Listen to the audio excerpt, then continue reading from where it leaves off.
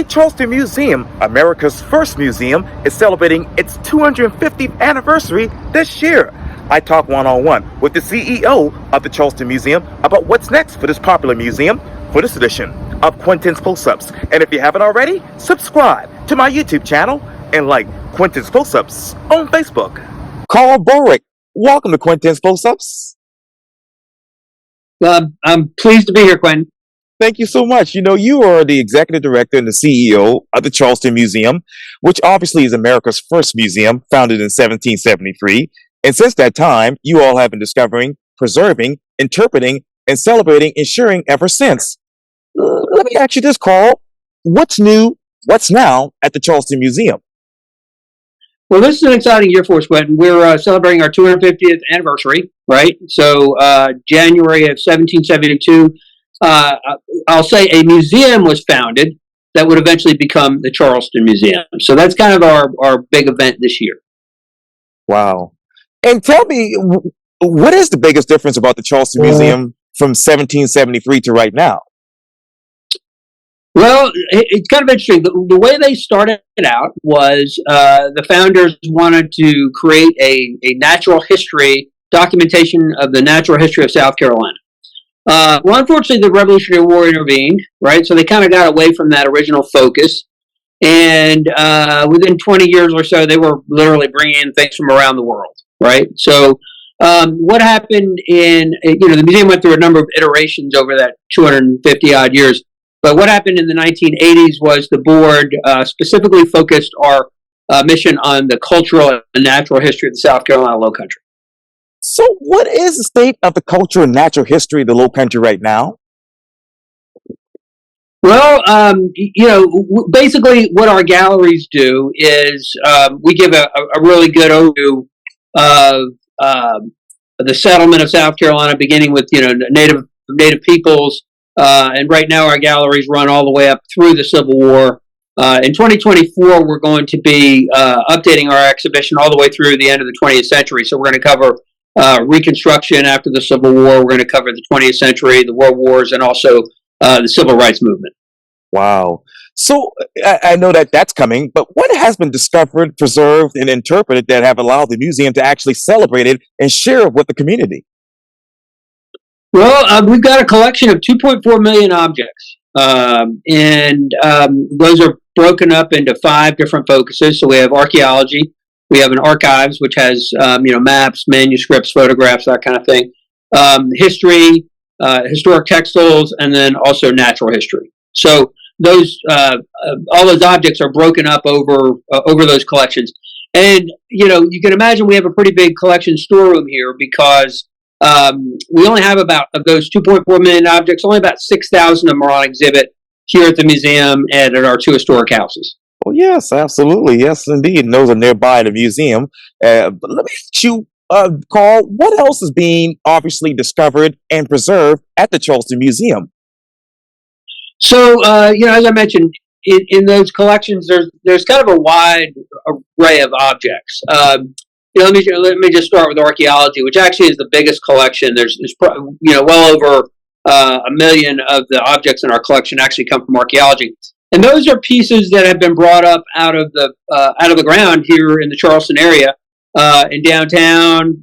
From military sites, from plantations, former plantation sites around the area, and there really are some pretty amazing objects. One of my favorite pieces in the collection comes to us from the Hayward Washington House, and these are some basket fragments that were discovered in the privy there. So the privy in the 18th century, it's an outhouse basically.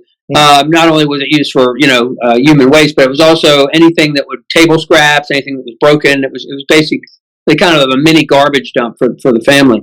So anyway, these basket fragments came from the house in the 1790s, and we've had modern sweetgrass basket makers look at them, and they have basically said that the weave that was used in those fragments is the same weave that they're using in the baskets that are made today, right? So here's this craft that's been with us at least since the 1790s, and brought over from with the enslaved people that came from Africa. So really just an incredible connection there, and that comes to us from our archaeology department. So to answer your question, that's kind of one of the many discoveries that comes from the collection pieces that we have here at the museum. And Carl, let me ask you, how are you planning and funding annual exhibit and program enhancements that will actually increase the visual engagement and promote repeat visitation? Sure. So, and as I mentioned, this finishing our post-Civil War exhibition is one way we're keeping visitors engaged. But roughly 50% of our budget comes to us through admissions revenue. So, people buying tickets off the street, people booking tours through group tours.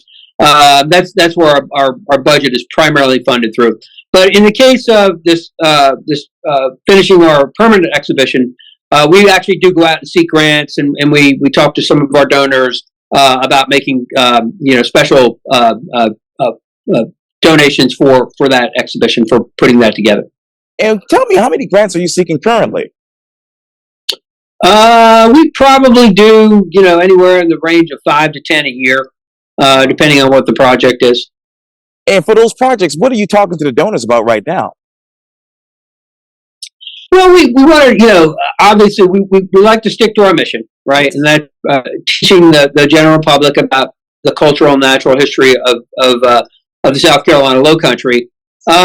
So, really, any of our grant applications are really going to be heavily focused on not only educating our guests, but finding ways to provide outreach. Like, one of the things that we've gotten funding for in the last couple of years is we do a lot of work with Title I schools locally, where educators actually they'll go out to the schools because that school doesn't have the funding to send their kids to the museum. So we'll send our educators out to those schools. They bring replica artifacts with them. They bring crafts. They bring teacher guides, and that's the way we can get the museum's message out to the community for folks that can't necessarily visit the museum. And Carl, so as we sit here right now, what is this museum's message to the community? Well, I would just say, Quintin, really the importance of looking at our history, right? You've heard this cliche all the time that you can't move forward without knowing your history. So I think that's really important as far as the museum's mission goes.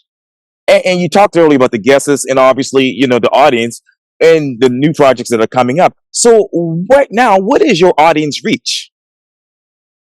Right now, we have roughly 125,000 visitors a year to the museum and our two historic houses. But that doesn't include people who come here for lectures. It doesn't include the Title I school outreach. There's a lot of other ways we reach the community other than folks just visiting the museum. And in what way have you made implicit expositions, that is, learning connections, explicit? Well, we do a lot of work, promotion of the museum through social media, Facebook, Instagram. We have weekly posts on our historic textiles, on our natural history. Our history curators recently started doing some of that. So, yeah, I think our reach really is worldwide. And the other way that is, Quintin, is much of our collection is, or at least a portion of it, I shouldn't say much because we do have a pretty extensive collection, is available through our website. As far as, you can find out about, our historic textiles, you can find out about natural history, you can find out about things in our archives.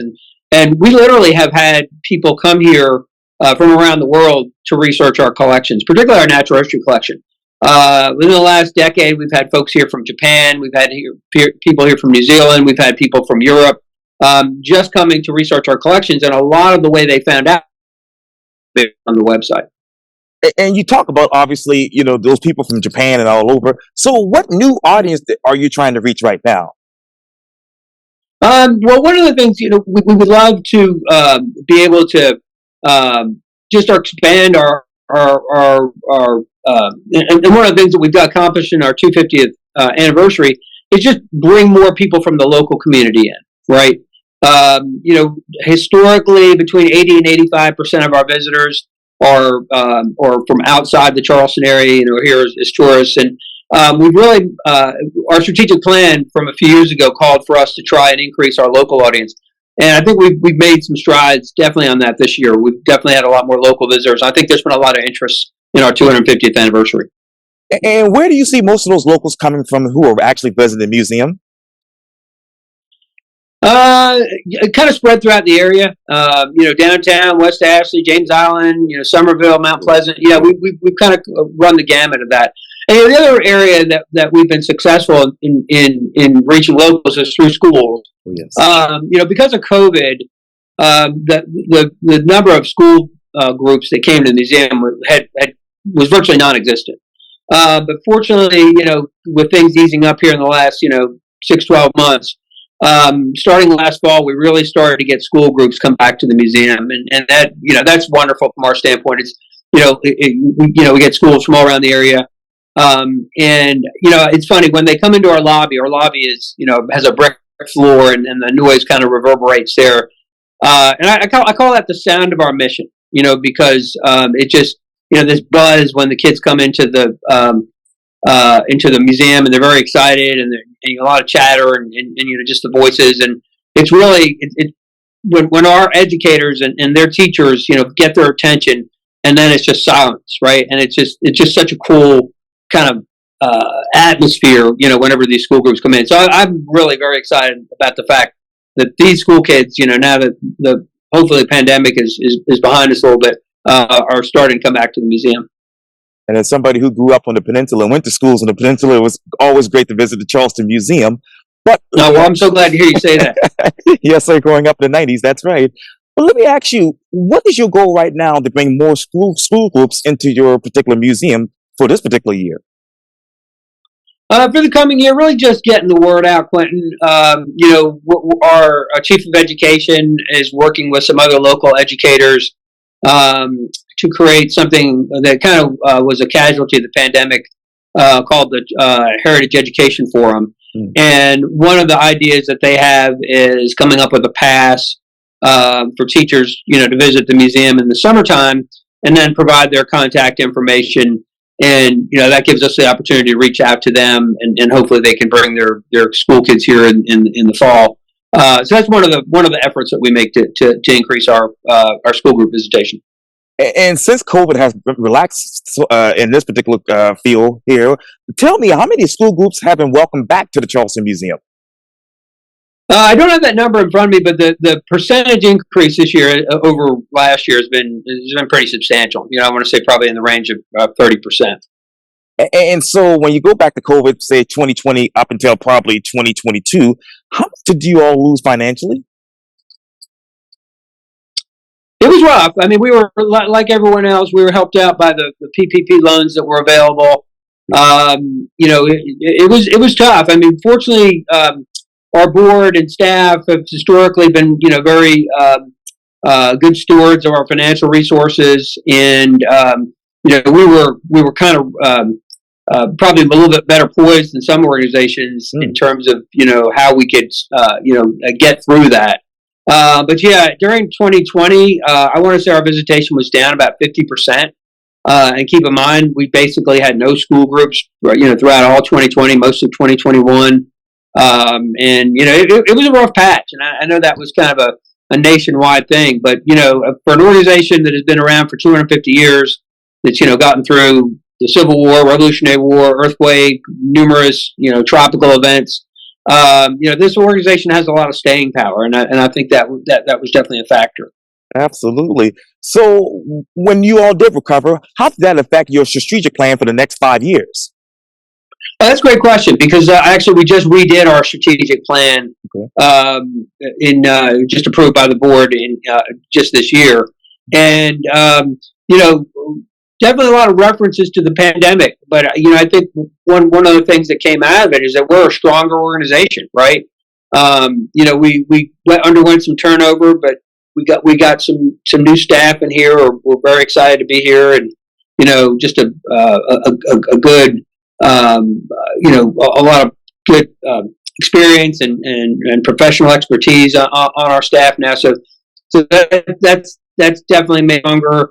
And we're just have really seen an incredible surge in interest in the museum because of our 250th anniversary. But I think a lot of people, because they've been holed up for so long during the pandemic, were excited about getting out. So we benefited from that as well. So a lot of great things are happening, and as far as the strategic plan, one of the major things we want to get accomplished is that completing our permanent exhibition. Part of the strategic plan was the celebration of our 250th, so we're kind of in the midst of that. So, we're kind of hoping that recognition of the museum and its importance. I think that we'd like to see that carry over from this year, and that was a big part of our strategic planning as well. And during COVID, a lot of people did a lot of things virtual. So, what from COVID have you all brought over to obviously that strategic plan that will help the museum move forward? Correct. Yeah. Like I said, I think we're just very well poised to move forward, knowing that we can get through a crisis like that, right? And that takes really excellent board leadership. It takes excellent administrative leadership, and it also takes staff buy-in, yes. Right? And that's one thing about this museum is definitely from top to bottom, there's just a belief in the mission, what we do here, our importance, from an educational standpoint, and that's helped carry us through all that. And so, with all of that, Carl, how do you then develop a multi-year schedule that is of new exhibit creation informed by visitor data and feedback? Okay, another great question. So, let me just address the feedback first. Yes, one of those is we have a survey here that's available for our guests, and really get some great data out of that. And in fact, when you see a pattern of it's too dark in here, it's too cold in the galleries. That's definitely something you want to address. You want to make sure guests are happy when they come in, that they're comfortable with things. And to be honest, I've seen on survey comments where people said, "Well, why do you end the exhibition at the Civil War?" Well, we've been planning to go beyond it, like I said, up through the 20th century for several years now. But number one, the pandemic intervened, so that was problematic. But the other thing, we wanted to get through our 250th anniversary before we really jumped into that. The other thing, you asked about how do we plan exhibitions. So we generally, our temporary exhibitions appear in our historic textiles gallery. So we have a historic textiles gallery collection. I mentioned somewhere between 10 and 12,000 pieces. It contains, historic costumes. It contains flags. It contains quilts, samplers. Really just a super collection that runs from the 18th century all the way up to the 20th century. So we generally do about 2 exhibitions a year in the Historic Textiles Gallery, and that's where our 250th anniversary exhibition, part 2 of which is going to open this Saturday, is being held. And, our chief of collections oversees our exhibits function. She sits down with the textiles curator and the other staff, and they basically plan things out, over the next 2-3 years. So we know what's coming. We're able to promote it. We're able to, be ready to install it, and so the staff has enough time to put all that together. So as far as trends, Carl, what are you all are watching right now and want to implement at the Charleston Museum? Just in terms of, interest, I mentioned the social media. We want to make sure that the collection pieces that we show off are relevant and, resonate with people. And, we really, I think we've accomplished that well through our social media. And where are you increasing professional development opportunities and funding for the actual museum? Professional development, our staff is, we have a budget each year that allows them to attend conferences or, take webinars. In the museum field, one thing that's really come about in the last 20 years or so is you have really a greater focus on professionalism and applying professional methods to take care of your objects, to plan exhibition, to present education programs. And, not only the Charleston Museum, but I think museums across the country have really benefited from that. I'll say this, our staff now, if you look back when I first came here in the early 90s, our staff now just has definitely a higher level of professionalism in, the ability to tackle the kind of issues as far as how do you take care of objects, how do you properly present objects, how do you interpret them. I think that's that's really been a very a positive in the museum field, and we've definitely been the best beneficiaries of that with some of our newer staff. And Carl, with that new staff, how are you all able to identify and address those barriers within this particular region?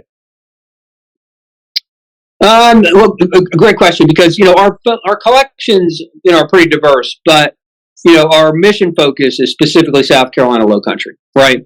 So our historic textiles curator, for instance, if she's offered a dress that was worn by someone's grandmother in California, that's not something we would generally accept. Right. But if you have a local person who's going to donate a piece of clothing or a quilt or something that their grandmother made, right here in Charleston or Mount Pleasant or Somerville, yeah, that's definitely would be a greater focus.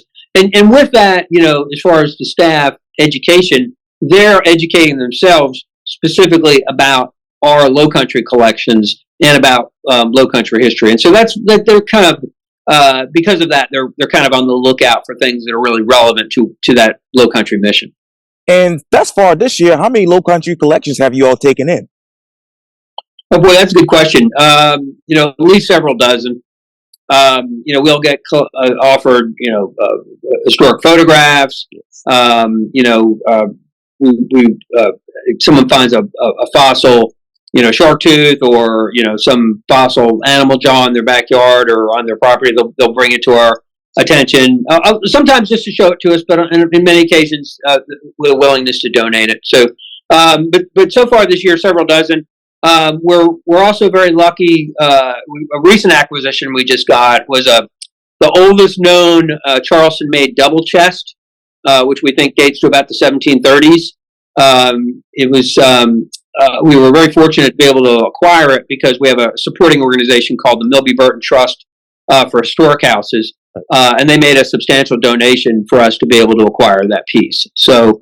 And that's very very germane to Charleston. It's a Charleston-made piece of furniture. So again, we're fortunate to have those kind of donors who will help us acquire objects like that. And how many donors do you all have altogether at the museum? Roughly, I would say somewhere between 800 and 1,000. I mean, if that includes membership. Right. We have a membership program here at the museum where there are various levels from anywhere from single to family, to grandparents on up to our 1773 Society, which is $1,000 plus. So, if you take all those together, it's well over 800, I would say. And from now to the next 250 years, what will be the story about the Charleston Museum? I would say, Quintin, that the museum was very interested in educating the public. Number one. I mean, in fact, our tagline for our 250th anniversary has been 250 years of collecting, preserving, and educating. And that's what museums do, right? We bring interesting historical artifacts together. I.e., we collect them. We make sure that they're cared for, in proper collection storage and properly conserved. That's the preservation piece of it. But then educate. And that's really what the museum is about. If you look back to 250 years ago, that's what they were trying to do. They were trying to educate themselves, and I think that really is a common theme throughout the last 250 years, and I expect that it will be for the next 250 years. Carl Borick with the Charleston Museum. Thank you so much for your time, and again, welcome to Quintin's Close-Ups. Quintin, thank you so much for having me, and please come visit the Charleston Museum. Absolutely, we'll do.